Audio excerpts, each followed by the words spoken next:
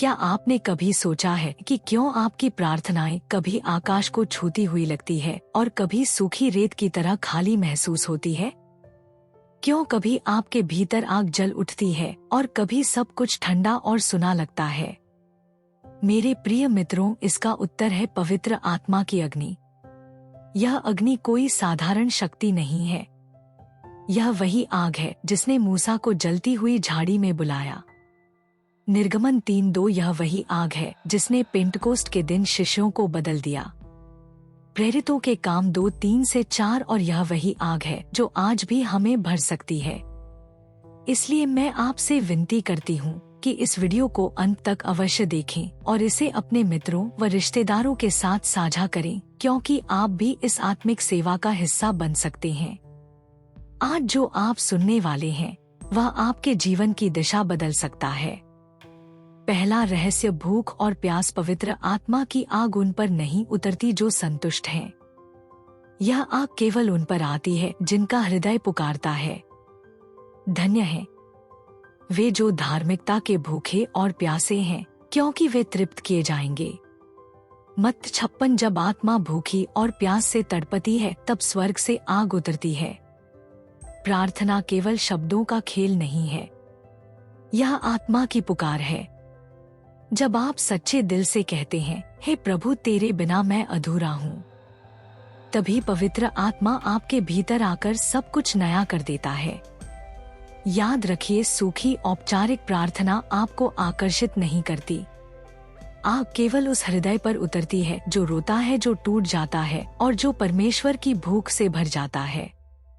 जैसे हरणी जल की धाराओं के लिए हामफती है, वैसे ही है मेरे परमेश्वर, मेरा प्राण तेरे लिए हामफता है।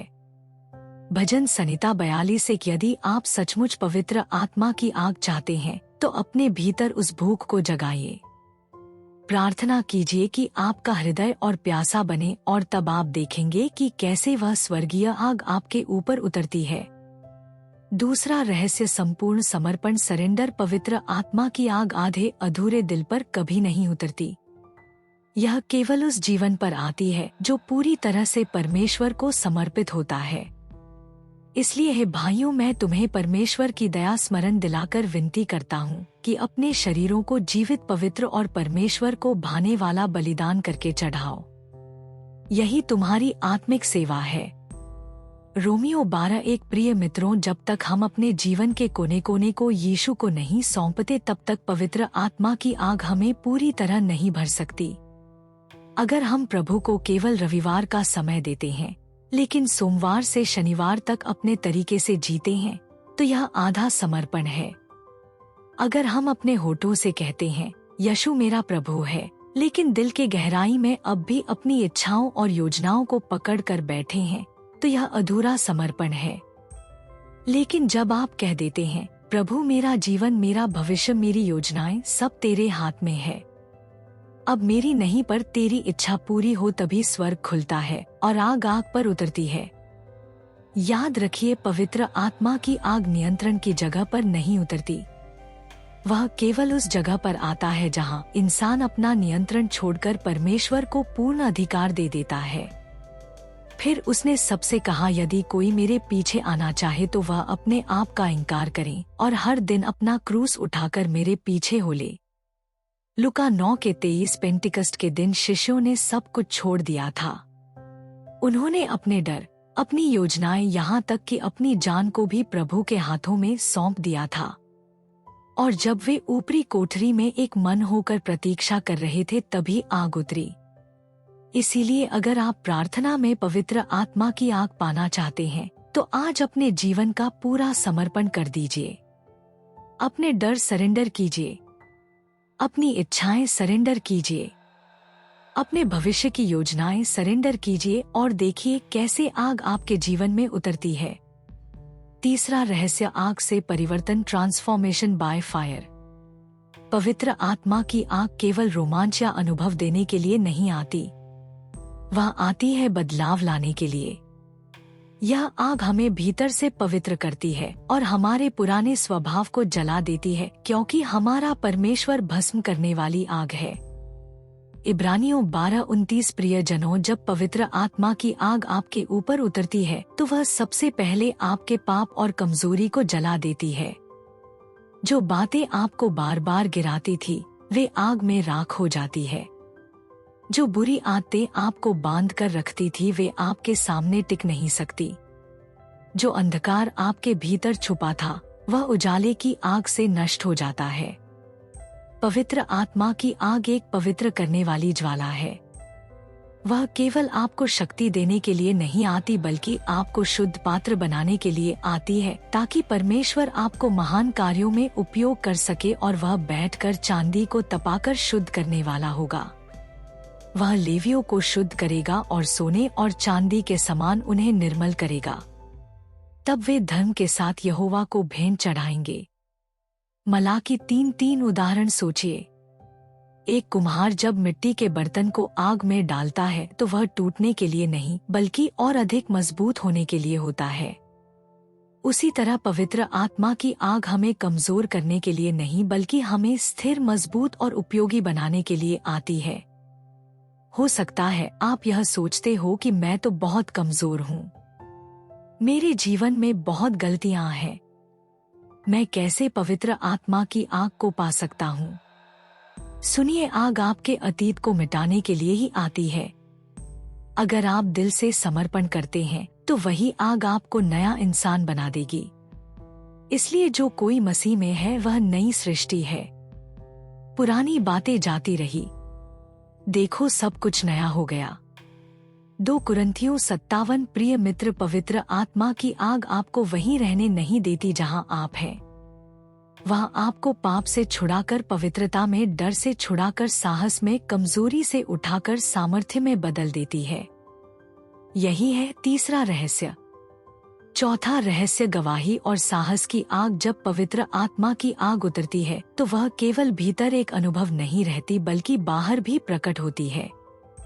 यह आग विश्वासियों को ऐसा साहस देती है कि वे किसी भी परिस्थिति में प्रभु की गवाही देने से पीछे नहीं हटते। शास्त्र कहता है, परंतु जब पवित्र आत्मा तुम पर उतरेगा तब तुम सामर्थ पाओगे और यरूशलेम और सारे यहूदिया और सामरिया में वरन पृथ्वी की छोर तक मेरे गवाह होगे। प्रेरितों के काम 1:8 यह वचन हमें दिखाता है कि आत्मा का कार्य केवल हमें भीतर से शुद्ध करना नहीं है बल्कि हमें गवाह बनाना भी है। पवित्र आत्मा की आग जब दिल को छूती है तो डर भाग जाता है। वही पतरस जिसने मसीह का 3 बार इनकार किया था, पवित्र आत्मा से भरकर हजारों के सामने खड़ा हुआ और साहस के साथ यीशु का नाम लिया। यह आग हमारे शब्दों को भी बदल देती है। वे केवल सामान्य बातें नहीं रहते बल्कि आत्मा से भरे हुए वचन बन जाते हैं जो सुनने वालों के दिल में गहराई तक उतर जाते हैं।